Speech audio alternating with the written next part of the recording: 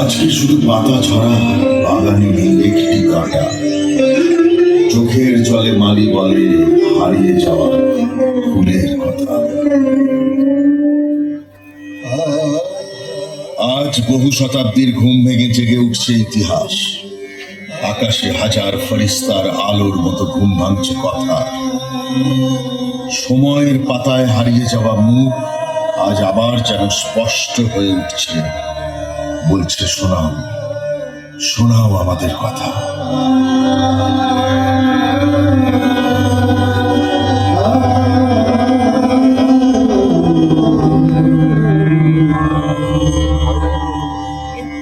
আমি মুর্শিদাবাদের রূপ। আমার মাটিতে ঘটে যাওয়া বহু ঘটনার চেষ্পতিত হওয়া। আজ আপনাদের শোনাবো বাংলার ইতিহাসের এক রক্তঝরা সময়ের দাস্তান, যার আঘাত করেছিল সমস্ত দেশের উপর। শোনাবো সুবে বাংলার স্বর্ণ যুগের কথা। তার শেষ স্বাধীন নবাব সিরাজউদ্দৌলার দীর্ঘশ্বাস আজও সন্ধ্যার অন্ধকারে ভেসে বেড়ায় এই মতিঝিলের বাতাসে। আজ পেশ করছি তার কাহিনী।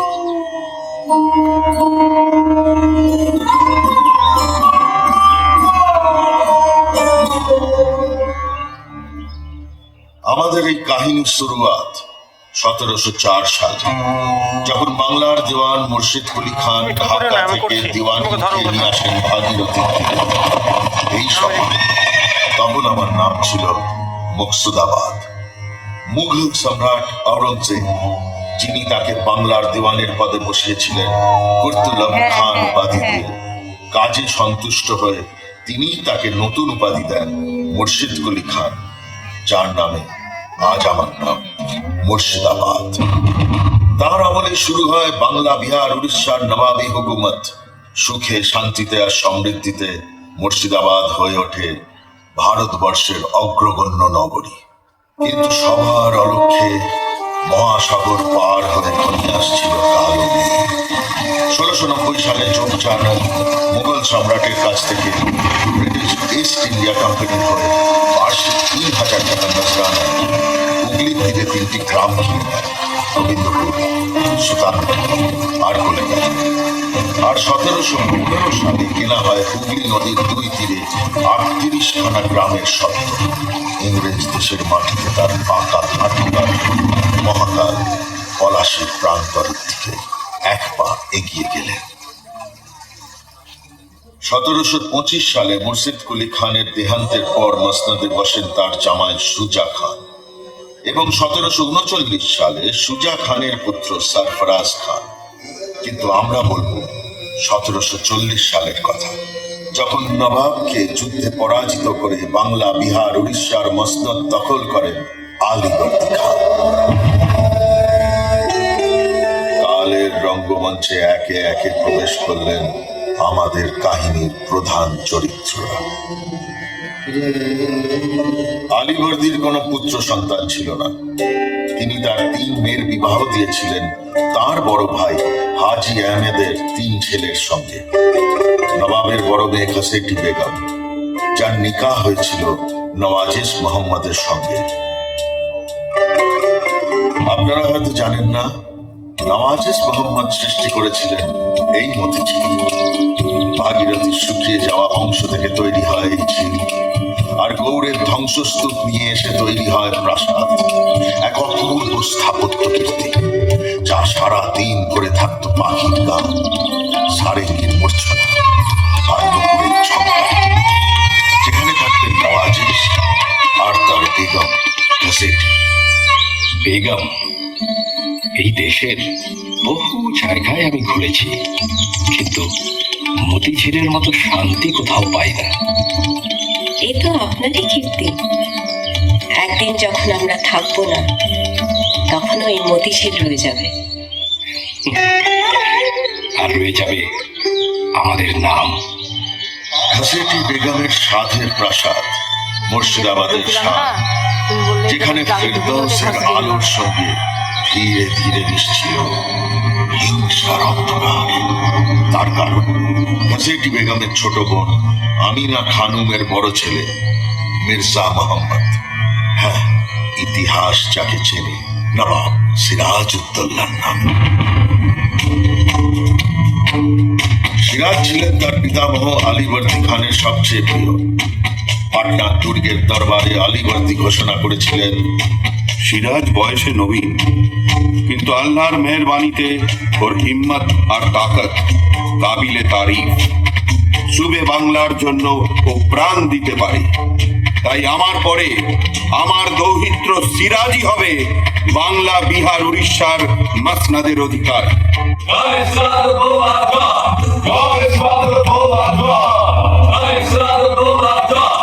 তখন সিরাজের বয়স 17 বছর। 1756 সালে ইন্তেকাল হয় সর্বজনপ্রিয় প্রজাবৎসল নবাব আলীবর্দী খানের।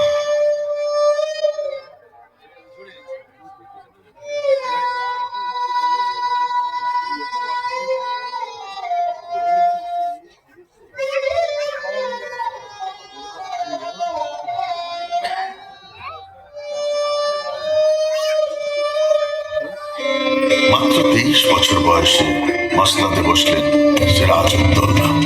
এই তরুণ নবাবকে ঘিরে সুবে বাংলায় চলে উঠল অশান্তি আর চক্রান্তের আগুন, যার পুরোভাগে ছিলেন হোসেন। হোসেন কুলি খাঁ ছিল আমার স্বামীর প্রিয় পাত্র। তাকে হত্যা করে সিরাজ যে অন্যায় করেছিল তার বহুগুণ অন্যায় সে আজ মসনদে বসে করছে। তাই আমি এর প্রতিকার চাই। মীর জাফর সাহেব। বেগম সাহেবা, নবাবকে আমি অনেক বুঝিয়েছি, কিন্তু কোনো ফল হয়নি। উনি আমাদের কথা কানেই তোলেন না। বহু লোককে বেইজ্জত করেছেন জগৎ শেঠ। আপনি বলুন। আগে হ্যাঁ বেগম সাহেবা, নবাব আমাকে হুকুম করেছিলেন ইউরোপীয় ব্যবসায়ীদের কাছ থেকে 3 কোটি টাকা আদায় করতে। আমি যখন বলি এই কাজ অসম্ভব, উনি সবার সামনে আমাকে চড় মেরেছেন। ছি, এই ঘমন্ড, এই গুস্তাখি খুদাও মাফ করবেন না। আপনি কি বলেন ক্লাইভ সাহেব? That Subetar has grown in arrogance after being crowned. He is a perfect nuisance. He's also accusing us of unfair trade practices. Mr. Watts here can bear testimony to that. He has recently suffered at his hands. Quite right. The Nawab has ordered us to destroy the fortified walls at Calcutta and not make any further constructions without his permission. He wants to dictate us and the way the East India Company trades. Kintu, uhake amra manibo na. We ask for your help in this matter, respected Begum Sahiba. আজ আপনাদের এই তকলিফ দেওয়ার এটাই কারণ। সিরাজকে না সরালে বাংলার আর আমাদের অনেক দুর্গতি আছে। Begum Sahiba, don't you worry. We shall get that Subetar. Ohake amra shesh koribo. যত সহজ ভাবছেন কাজটা তত সোজা নয় সাহেব। সিরাজ বয়সে ছোট হলে কি হবে, খুব বুদ্ধিমান। আমাদের হুঁশিয়ার হয়ে কাজ করতে হবে। গোস্তাকে মাফ করবেন বেগম সাহেবা, কিন্তু সিরাজকে সরালে বাংলার মাসনাদ যে খালি হয়ে যাবে, সেখানে আপনি কাকে দেখছেন? Why, Mir Jafar Saab? You seem to be a great candidate. Would you like to be Nawab of Bengal? আমি? না না সাহেব, তা হয় না। আমি চাই মাসনাদে অন্য কেউ বসুক, কিন্তু তা বলে রাজি হয় না। এই মৌকা আর মিলবে না। কত কোটি টাকা আছে তোষাখানায় জানেন? হিরে জওয়াহরাত, হুকুমত, সবার মালিক হবেন আপনি। ঠিক, দৌলত আমারও কিছু কম নেই। সিরাজকে সরানোর জন্য আমি তাও দিতে প্রস্তুত। Well, I think you can convince Yar Latif and Umi Chand to join you. After Siraj is deposed, we shall only take a small compensation for the East India Company. The rest, sir, will belong to you, to do as you please. কিন্তু আপনারা একটা কথা ভুলে যাচ্ছেন, নবাবের মোকাবিলা করা অত সহজ নয়। যদি একবার উনি খবর পান, তারকার দাম থাকবে না। ক্লাইভ সাহেব, উনি ইংরেজদের দু চোখে দেখতে পারেন না, হুঁশিয়ার থাকবেন। আর আমাদের আমাদের দল আরো ভারী করতে হবে। এখানে অনেকেই আর নামাক খায়। Well, very soon. উহাদের আমরা নামক হারাম বানায় দেব।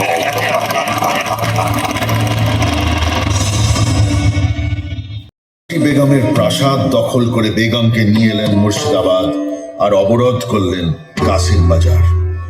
ওয়াটস অঙ্গীকারপত্র দিতে বাধ্য হলেন, কিন্তু তা মানা ইংরেজের পক্ষে সম্ভব ছিল না। এই খবর এলো সিরাজের কাছে। বাদ্দিকি হুজুর, কি খবর মীর মদন? হুজুর, ইংরেজ কাশিম বাজারের চুক্তি মানছে না, নিজেদের মার্জি মাফিক সেনা চালাচ্ছে। কি এত সাহস? এরা বানিয়ার ছদ্মবেশে আমার বাংলাকে কেড়ে নিতে চায়। এবার ওদের একটা চরম শিক্ষা দিতে হবে। মীর মদন, সৈন্য প্রস্তুত করো, আমি কলকাতা আক্রমণ করে গুঁড়িয়ে দিতে চাই। জো হুকুম। 16 জুন 1756 ঝড়ের মতন সিরাজের সৈন্যদল আজকে করল কলকাতা। 20 জুন ফোর্ট উইলিয়াম আক্রমণ করল নবাবী সেনা।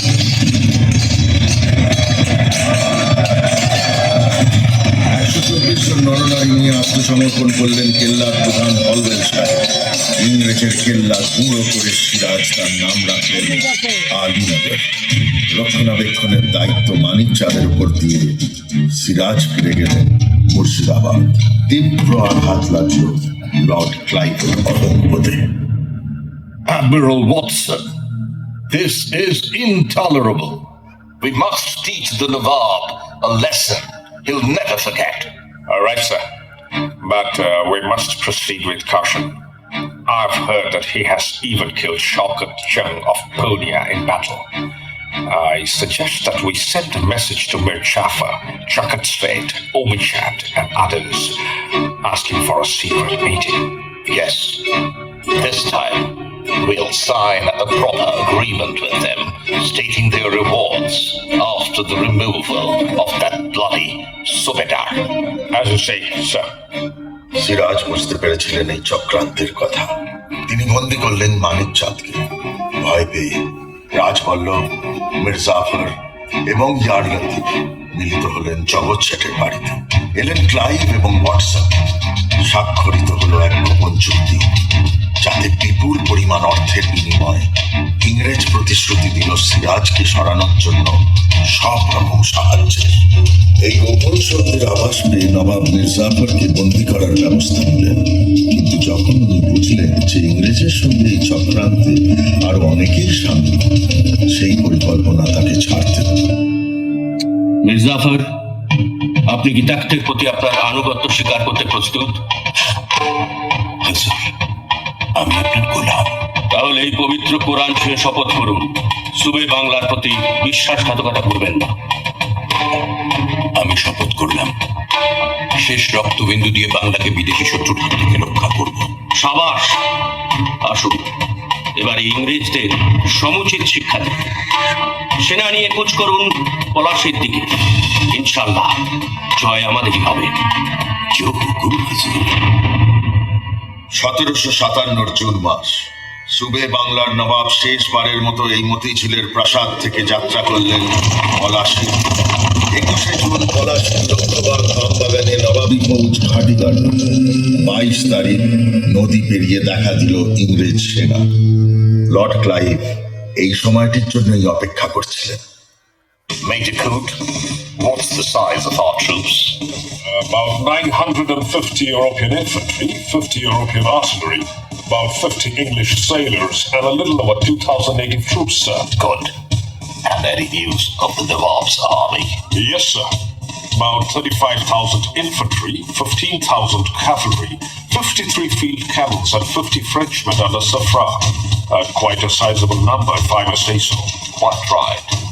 But numbers are important in battle only when they come into play.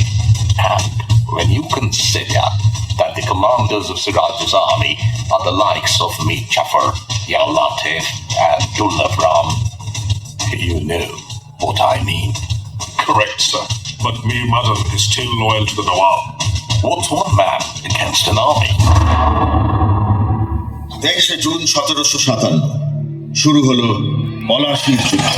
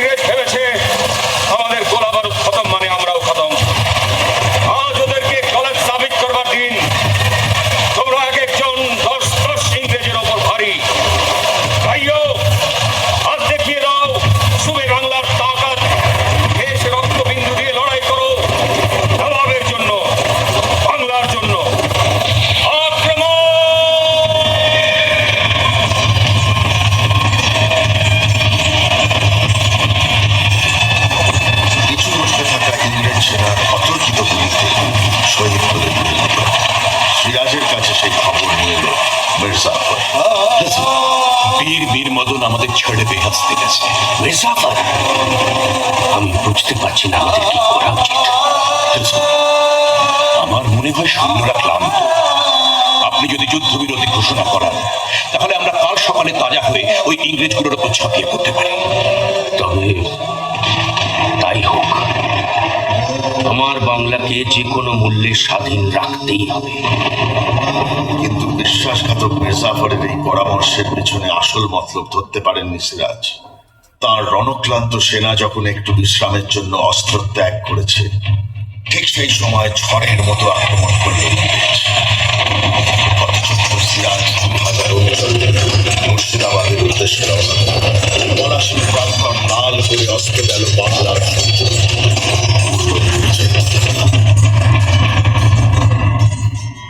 এরপরের ইতিহাস বড় করুন।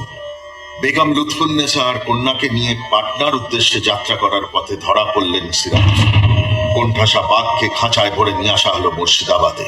মির্জাফর হুকুম দিল সিরাজকে বন্দি রাখা, কিন্তু তার ছেলে মিরনের মতলব ছিল অন্য। সে তলব করল মোহাম্মদী বেগকে। মোহাম্মদী বেগ, আব্বা হুজুর বলেছেন সিরাজকে কয়েদ করতে, কিন্তু আমার মনে হয় তাতে খতরা বাড়বে। আমাকে কেন তলব করেছেন হুজুর? তুমি নবাবকে জানতে তো, আগে হ্যাঁ হুজুর, উনি আমাকে খুব বিশ্বাস করতেন। সেই জন্যই তোমাকে দরকার। তুমি যাবে তার কয়েদখানায়, কোনো সন্দেহ হবে না। আর তারপর মৌকা বুঝে খাটা। কি বলছেন হুজুর? যা বলছে তাই করো। ওকে না সরালে আমরা কেউ বাঁচবো না, তুমিও না। এই নাও মোহর, যাও হত্যা করো সিরাজকে। এরপর ঘাতকের তলোয়ারের আঘাতে শেষ হয়ে গেল সুবে বাংলার শেষ স্বাধীন নবাবের দাস্তা। সেই রক্তে ভেজা মসনদে ইংরেজরা বসালো মির্জাফরকে। কোটি কোটি টাকার বিনিময়ে বিকিয়ে গেল দেশের স্বাধীনতা। 200 বছরের জন্য ভারতবর্ষ চলে গেল পরাধীনতার অন্ধকারে। কালের রঙ্গমঞ্চ থেকে এরা সবাই একে একে বিদায় নিয়েছে। তাদের কৃতকর্মের সাজা সবাইকে ভুগতে হয়েছে। আজ এক বুক স্মৃতি নিয়ে বসে আছি আমি মুর্শিদাবাদ, এই কাহিনী আপনাদের শোনানোর জন্য। আর এই আশায় আমার মাটি আবার আবাদ হবে। এই মতিঝিল যেমন আবার পাখির গানে ফুলের গন্ধে হেসে উঠেছে, মুর্শিদাবাদ আবার জাগবে নতুন করে এই নতুন স্বাধীন বাংলায়, যেখানে আমরা সবাই নবাব। নমস্কার, শুভরাত্রি, সব্বাকে।